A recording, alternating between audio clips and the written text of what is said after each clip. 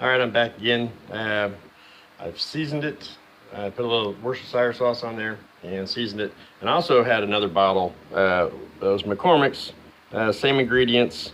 It's probably where Kroger got the idea for it anyway, but still pretty good.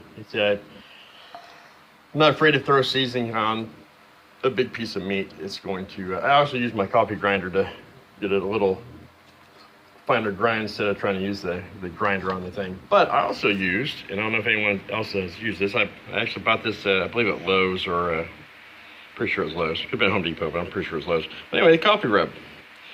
It's really good. I've used it on, it says the ingredients is chili, pepper, salt, brown sugar, espresso coffee, and other spices. But I've used it on baby back ribs, on St. Louis style ribs, not as the only rub, but I added it, just a light dusting to the ribs after I put my other rub on it, and it gives it a little more of a darker color. And I'm not a big coffee drinker, but it's got a nice little back note, and it's pretty good. So if you haven't tried it, it's worth trying a little bit. I've never tried it on brisket, but I thought, hey, you know what? Can't be afraid to try stuff. So anyway, I'll be putting this on a little bit. I got my wood. Sorry about that. Let's see here. Walk out here. Yeah, you blotted this so it don't make everyone sick walking around. But I'm still building my Oklahoma Joe. There we go. Everyone's eyes adjust. I actually did a couple different modifications to it, but the silver pipe laying there, the stove pipe, I added about 3 foot of pipe on there. It draws it through there a little better.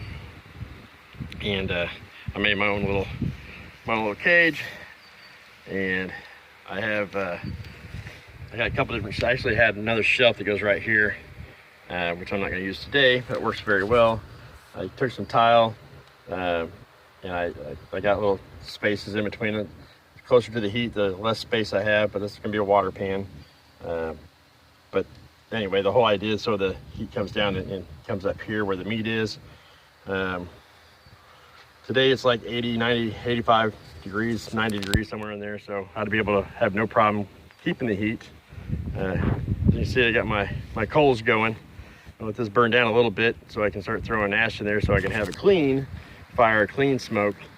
And that's all hickory and B&B lump hickory threw in there also. Also I have some, a friend of mine's apple tree went down last year, so I got some of that wood, so that'll be going in the fire too. So anyway, I'll be getting this on the fire as soon as I get all this stuff set up. And it's right now, my local time, it's 4:20 in the afternoon. I meant to do this like, I don't know, 8 hours ago, and I just now getting around to it. So it's gonna be an all-nighter for me. So anyway, I'll be back on in a little bit.